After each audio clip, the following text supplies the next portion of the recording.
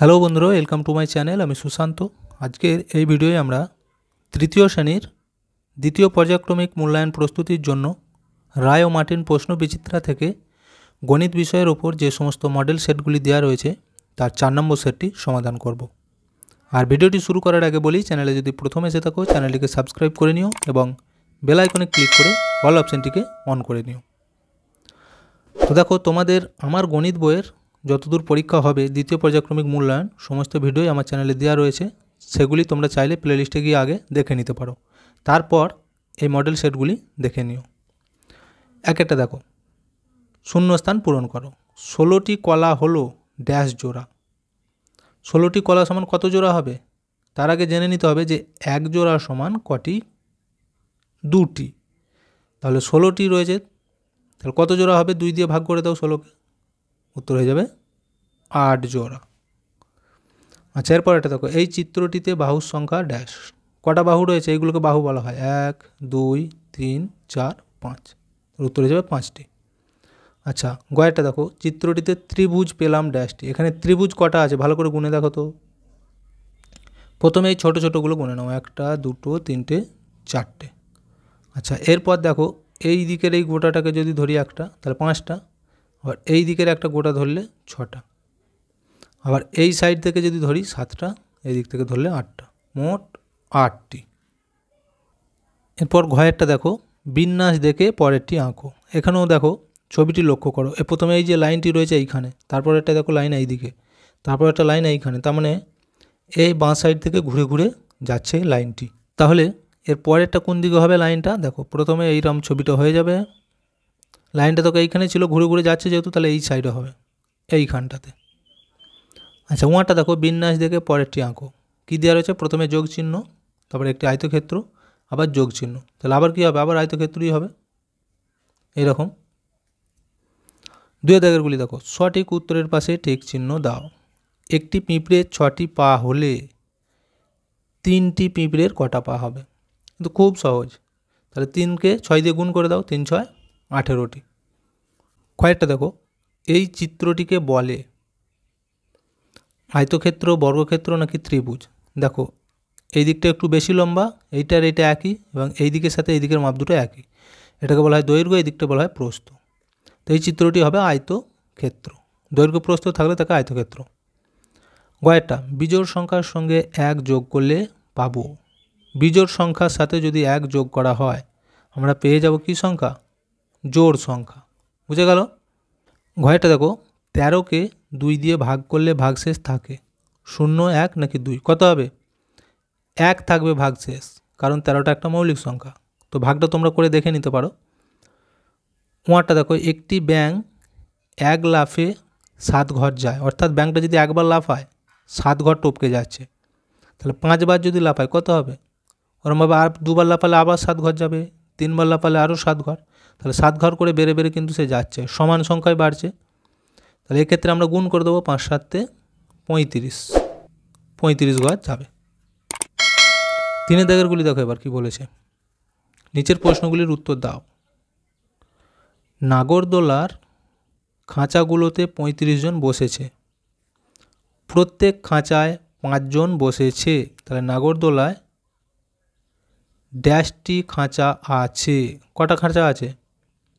দেখো, একটা নাগরদোলনার মধ্যে মোট লোক বসেছে 35 জন, আর বলে দিয়েছে যে অনেক তো খাঁচা থাকে, সে খাঁচার মধ্যে এক একটা খাঁচাতে 5 জন করে আছে। তাহলে 35টা লোক মানে কতগুলো খাঁচা হবে? এই 35কে 5 দিয়ে ভাগ করে দাও। এটাই দেখো, তাহলে লিখে দেবে 35, এটা ভাজিত, এনে 5, উত্তর হবে কত? 5 7 35, 7টি করে, অর্থাৎ 7টি খাঁচা আছে। বুঝে গেল?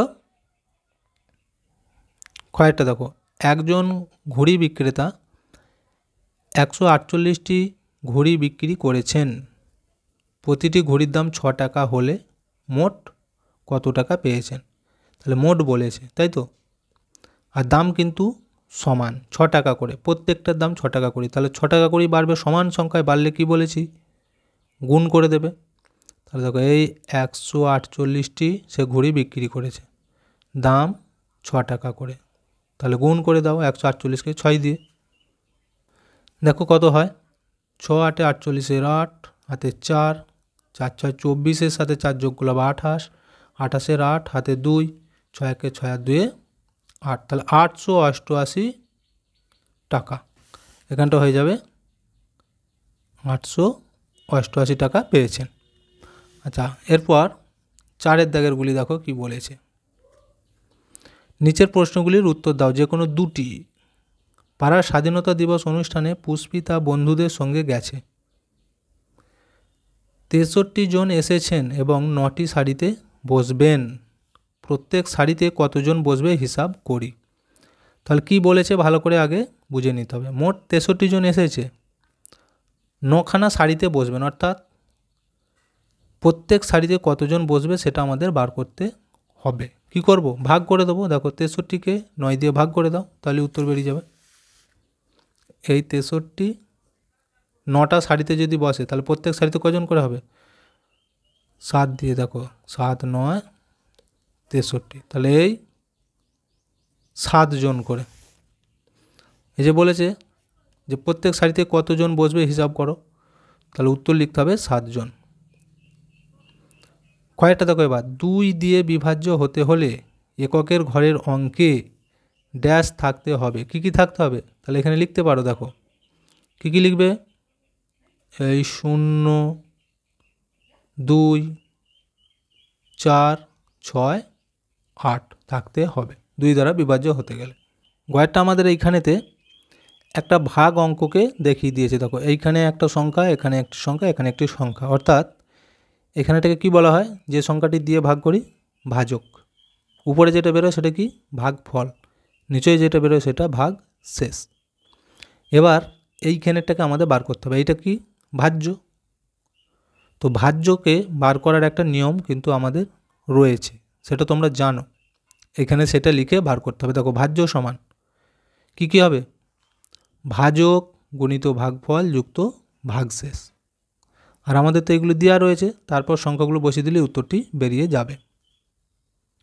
দেখো তাহলে ভাজ্য সমান আমরা জানি যে ভাজক গুণিত ভাগফল যুক্ত ভাগ শেষ সমান। এইবার দেখো এইখানে কিন্তু আমাদের দেওয়া ছিল অঙ্কের মধ্যে, এই যে ভাজক কত? 7, তাহলে এইখানে আমরা 7 লিখে দেবো। আচ্ছা, এই যে ভাগফল কত? 3, তাহলে ভাগফলের জায়গায় 3 লিখে দেবো। তারপর যোগ, আর ভাগশেষ কত ছিল? এই যে 2, তাহলে 2 লিখে দাও। এখানে 2 সমান 3 7 21 যোগ এই 2 সমান কত হবে? 21 আর 2 23। তাহলে দেখো আমাদের ভাজ্য বেরিয়ে গেল 23।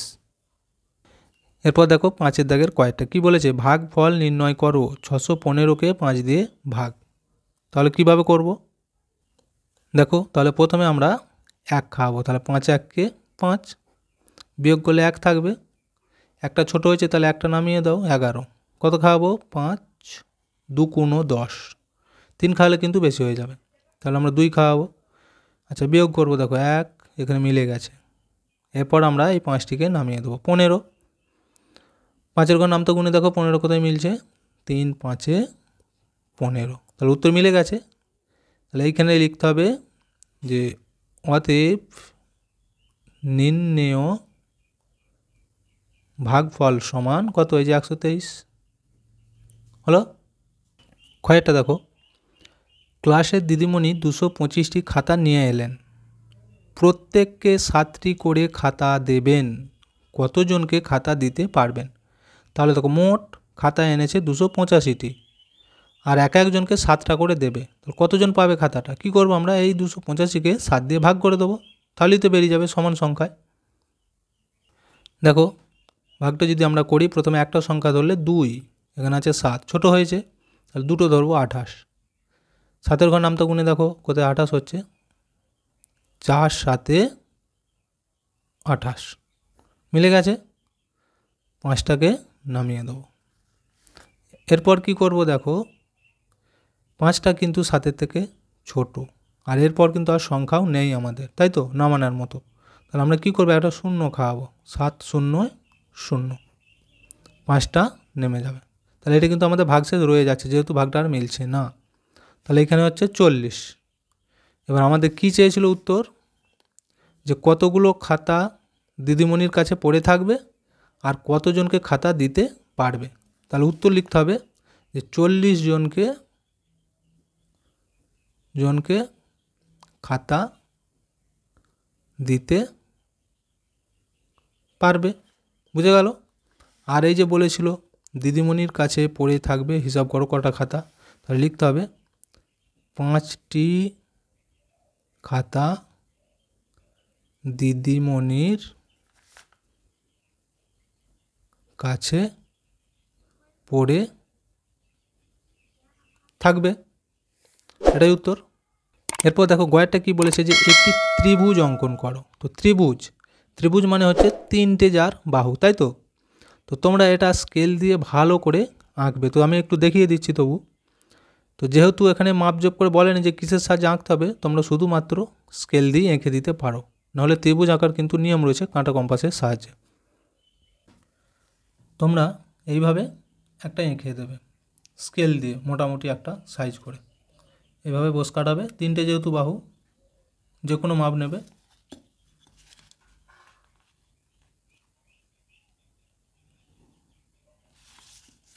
এদিক থেকে জুড়ে দেবে।